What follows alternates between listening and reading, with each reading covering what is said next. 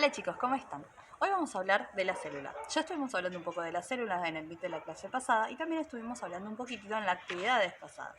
La célula es una característica fundamental de todos seres vivos, ¿sí? ¿Eso qué quiere decir? Que todos los seres vivos están formados por células. Por ejemplo, esta plantita está formada por célula y es un ser vivo. Ahora, esta pared, estos ladrillos, este cemento, ¿sí? No está formado por células y no es un ser vivo.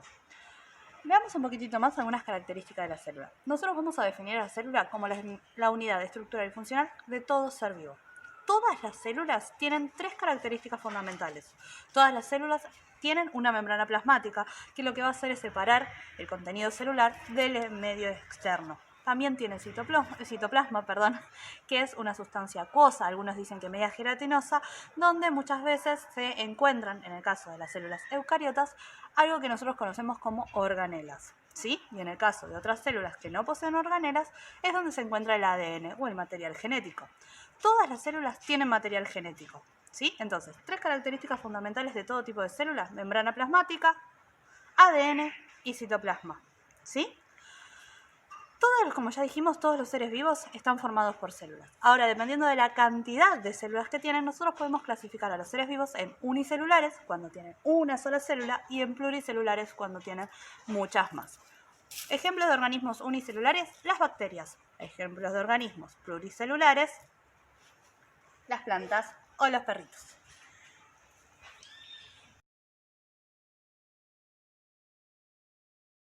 Bien, ahora vamos a hablar de los diferentes tipos de células. Vamos a comenzar hablando de lo que se conoce como células procariotas. Existen en sí dos tipos de células: las células procariotas y las células eucariotas. Las primeras que vamos a empezar a charlar son las células procariotas. Las células procariotas se caracterizan por tener el ADN disperso en todo el citoplasma, es decir, no tienen una estructura que contenga el ADN. No tienen una estructura específica, vamos a decir, para contener el ADN, sino que este se encuentra disperso por todo su citoplasma. ¿Sí? Esta es la característica principal de las células, de las células procariotas. Otra de las características que tienen y que las diferencia de las células eucariotas, además de no poseer una estructura para contener el ADN, es que las células procariotas no contienen organelas. ¿Y qué son las organelas? Las organelas son estructuras que se encargan de diferentes funciones. Hay un montón de organelas, entre ellas podemos nombrar la mitocondria, podemos nombrar el aparato de Golgi y otras más que ya veremos más adelante. Las células procariotas no tienen este tipo de organelas, aunque sí, voy a hacer acá un paréntesis, voy a decir que las células procariotas sí tienen algo que se llama unas estructuras que se conocen como ribosomas.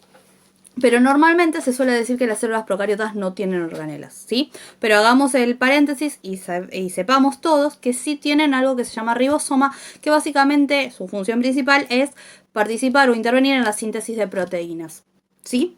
Bien, entonces, ¿cuáles son las principales características de las células procariotas y que las van a diferenciar del otro tipo de células que se llaman eucariotas? El ADN está disperso en su citoplasma y no tienen organelas, aunque sí, como ya dije, tienen ribosomas. ¿Tá? ¿Tienen otras características? Sí. Todas las células procariotas tienen una membrana plasmática, como ya vimos que todos los tipos de células lo tenían. Pero además suelen, por fuera de esta membrana plasmática, tener algo que se conoce como pared celular, que es una estructura un poco más rígida que la membrana. Y también suelen tener una estructura que se conoce con el nombre de flagelo, que es básicamente como si fuera una colita que les permite desplazarse y moverse. También es verdad que algunas de estas células suelen tener otras estructuras que también son como pequeñas pelitas que se llaman cilios. Por ahí ya fuimos y vimos lo que se conoce como células procariotas. Ahora vamos a ver las células eucariotas.